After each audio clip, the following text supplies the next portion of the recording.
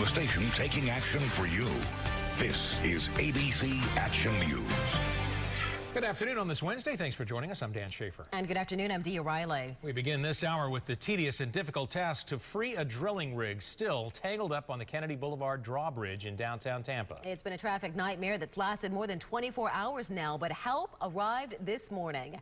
Our Bill Logan is live along the river at the bridge with the latest on the efforts to get this bridge back down to business. Good afternoon, Bill.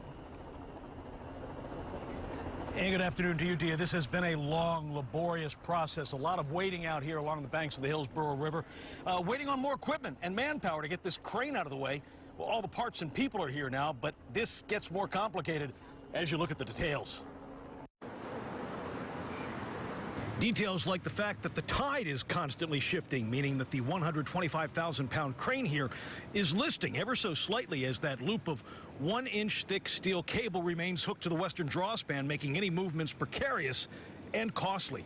This is contractor's responsibility, Johnson Brothers, to bear the costs associated with all this work.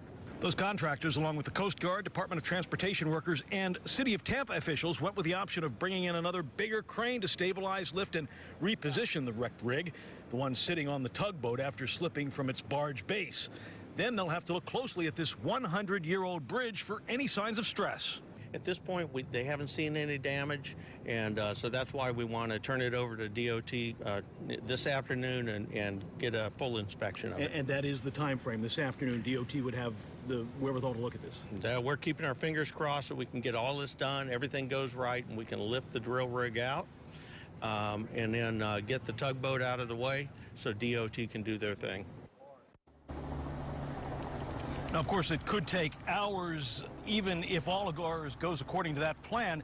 And these things often kind of have a way of not going according to plan. I want to take a look down along the riverbank here, and you can see this has become somewhat of a tourist attraction with lots of folks taking their lunch hour and just getting a look at this very interesting process here. We're going to remain on the scene and let you know step by step as things go, in case we can get this bridge opened up in time for rush hour tonight. If not, we'll let you know those workarounds for as long as it takes. We're live in downtown Tampa along Kennedy Boulevard. Bill Logan, ABC Action News.